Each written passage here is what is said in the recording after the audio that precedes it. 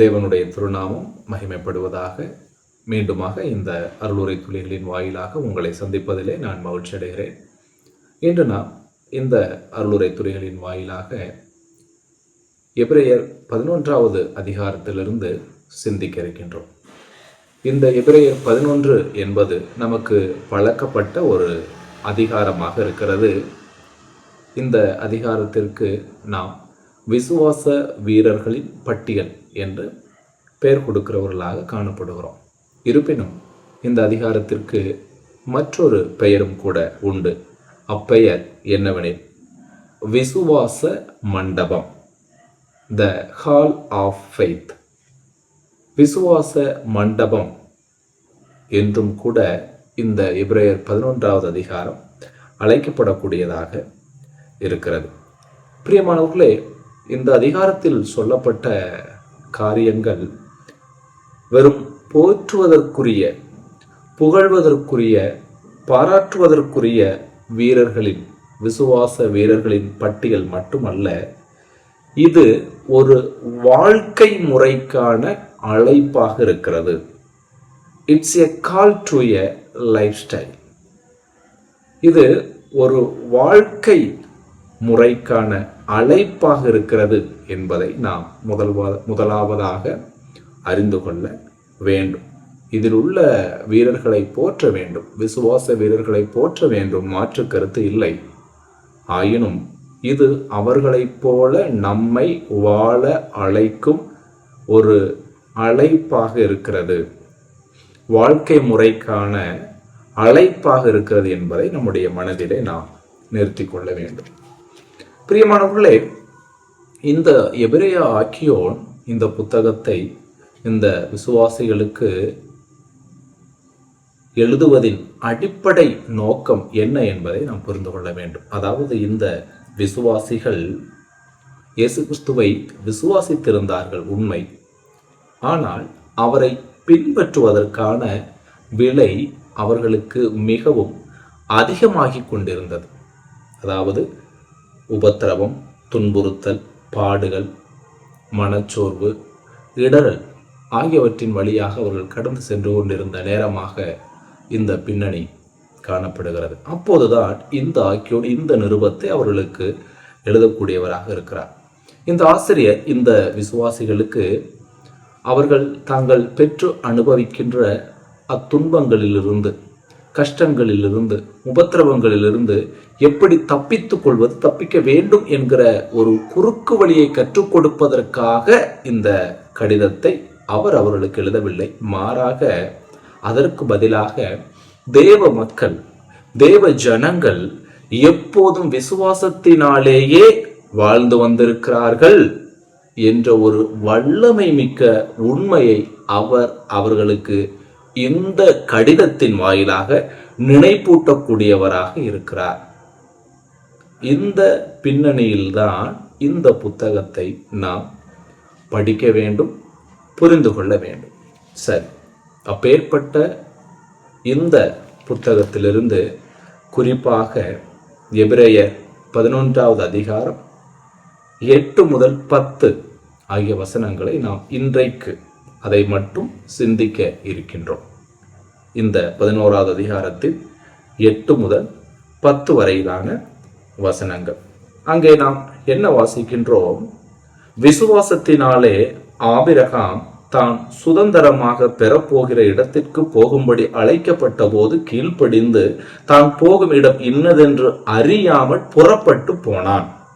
விசுவாசத்தினாலே அவன் வாக்குத்தத்தம் பண்ணப்பட்ட தேசத்திலே பரதேசியைப் போல சஞ்சரித்து அந்த வாக்குத்தத்தத்திற்கு உடன் சுதந்திரராகிய ஈசாக்கோடும் யாக்கோபோடும் கூடாரங்களில் குடியிருந்தான்.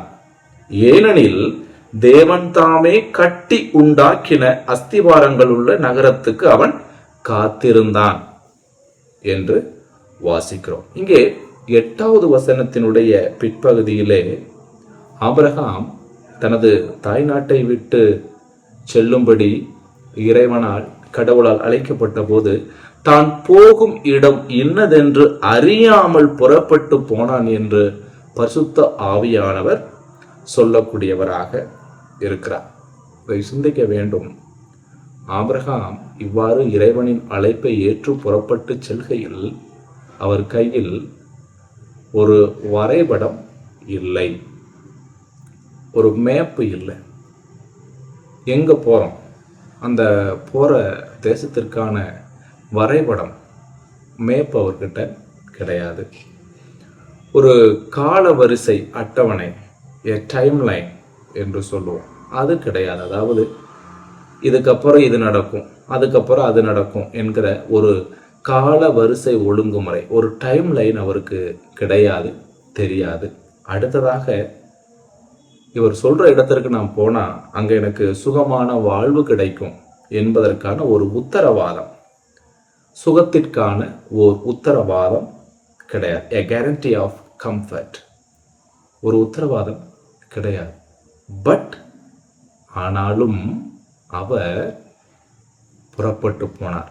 அதுதான் பரிசுத்த ஆவியானவர் சொல்லுகிறார், தான் போகும் இடம் இன்னதென்று அறியாமல் புறப்பட்டு போனார். நம்ம உலகத்தில் நம்ம யாரை எடுத்துக்கொண்டாலும் போகும் இடம் எதுன்னு தெரியாமல் போகவே மாட்டோம், எந்த இடம் தெரிஞ்சு தான் போவோம். பட் ஆபிரகாம் இறைவன் அழைத்த போது, கடவுள் அழைத்த போது தான் போகும் இடம் என்னதென்று அறியாமல் புறப்பட்டு போனார். அதுதான் பரிசுத்த ஆவியானவர் சொல்லுகிறார், தான் போகும் இடம் இன்னதென்று அறியாமல் புறப்பட்டு போனார். நம்ம உலகத்தில் நம்ம யாரை எடுத்துக்கொண்டாலும் போகும் இடம் எதுன்னு தெரியாமல் போகவே மாட்டோம், எந்த இடம் தெரிஞ்சு தான் போவோம். பட் ஆபிரகாம் இறைவன் அழைத்த போது, கடவுள் அழைத்த போது தான் போகும் இடம் என்னதென்று அறியாமல், ஒரு மேப்பில்லை, ஒரு காலவரிசை கிடையாது, சுகத்திற்கான ஒரு உத்தரவாதம் கிடையாது. பேர்பட்ட நிலையில் அவர் போகக்கூடியவராக, கீழ்ப்படியக்கூடியவராக இருந்தார். இதற்கு ஒரே காரணம்தான், அதுதான் விசுவாசம், ஃபெய்த் என்பது. மட்டுமல்ல, ஆபிரகாம் தனக்கு கொடுக்கப்பட்ட அத்தேசத்திலும் கூட, கானான் தேசத்திலும் கூட அவர் ஓர் அந்நியனை போல வாழ்ந்தார், சஞ்சரித்தார் என்பதை பார்க்கிறோம். அதற்கு காரணம் என்ன தெரியுங்களா? விசுவாசம்தான். அந்த விசுவாசத்தினால அவர் என்னத்தை எதிர்பார்த்தார் தெரியுங்களா? 10வது வசனத்துல பார்க்கிறோம், தேவன் தாமே கட்டி உண்டாக்கின அஸ்திபாரங்கள் உள்ள நகரத்துக்காக அவர் காத்திருந்தார். இங்க கவனிக்கணும், நம்ம அடிக்கோடிட வேண்டும். தேவன் தாமே, அதாவது தேவன் தாமே கட்டி உண்டாக்கின, கட்டி அவர் பில்டு பண்ணி உண்டாக்கின, உருவாக்கின அஸ்திபாரங்களுள்ள நகரத்துக்காக காத்திருந்தார். பிரியமானவர்களே, அவர் விசுவாசத்தினாலே தேவன் கட்டப்போகிற அல்லது கட்டி இருக்கிற, தனக்காக கட்டி இருக்கிற பரமதேசத்திற்காக, அஸ்திவாரங்கள் உள்ள பரமதேசத்திற்காக அவர் காத்திருக்கக்கூடியவராக இருந்தார். பழைய ஏற்பாட்டில் வாழ்ந்த முற்பிதாக்களில் முதலாவது நபர் ஆபிரகாம். அவர் இவ்விதமாக தேவன் தாமே கட்டி உண்டாக்கின அஸ்திவாரங்கள் உள்ள நகரத்துக்காக காத்திருந்தார் என்று இங்கு பார்க்கிறோம். அப்படின்னா அதனுடைய அர்த்தம் என்ன? நம்ம இந்த பூமியில நாம கட்டுறோம்ல, நம்ம வீடு, மற்ற பல அஸ்திவாரங்கள், இதெல்லாம் நிலைக்க போவதில்லை. இவைகளெல்லாம் ஒரு நாள் நிச்சயமாக முடிவுக்கு வரும். முடிவுக்கு வராதது, நிலைத்திருப்பது என்பது தேவன் தாமே கட்டி உண்டாக்கின அஸ்திபாரங்கள் உள்ள நித்திய நகரம்தான்.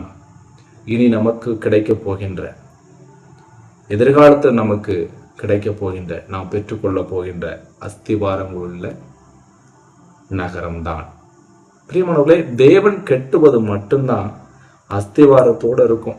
அந்த அஸ்திவாரம் தான் நிலைத்து இருக்கும். நம்ம கட்டுகிற அஸ்திவாரங்கள் எல்லாம் கண்டிப்பாக நாம் விரும்பினாலும் விரும்பாவிட்டாலும் ஒரு நாளிலே முடிவுக்கு வரும். ஆகவே ஆபிரகாம் விசுவாசத்தினாலே இந்த பூமியில் உள்ள தான் கட்டுகிற அஸ்திவாரங்கள் உள்ள நகரத்தை விட, வீட்டை விட, எதிர்காலத்தில் இறைவனே தனக்காக கட்டி உண்டாக்கி தரப்போகின்ற அஸ்திவாரங்கள் உள்ள நகரத்துக்காக அவர் காத்திருந்தார். காரணம் ஒன்றே ஒன்றுதான், விசுவாசம், விசுவாசம், விசுவாசம் என்பதுதான்.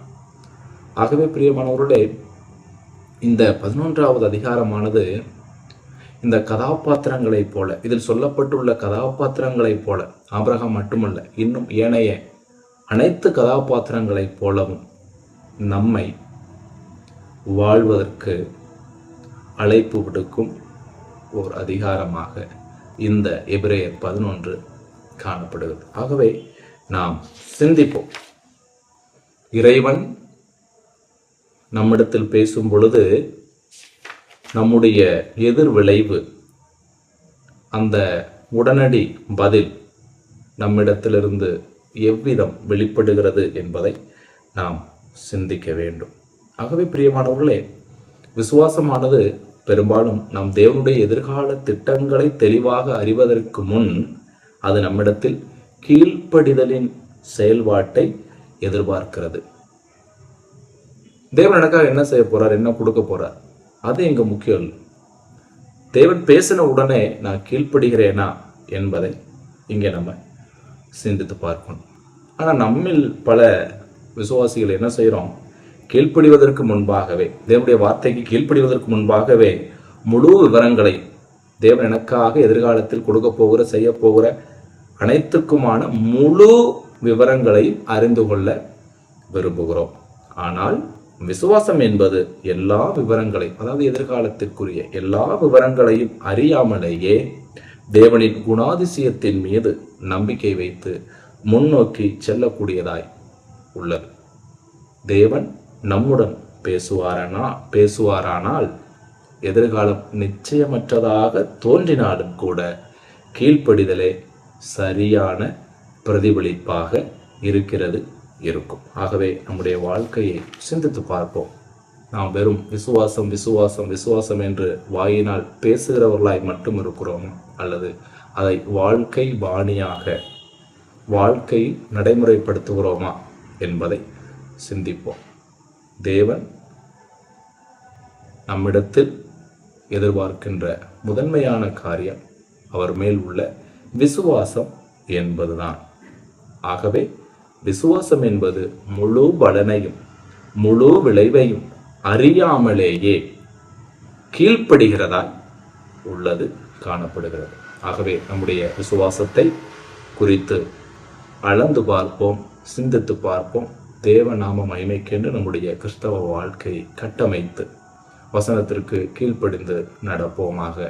தேவனுடைய நாமம் இன்றும் என்றும் சதா காலங்களிலும் மகிமைப்படுவதாக.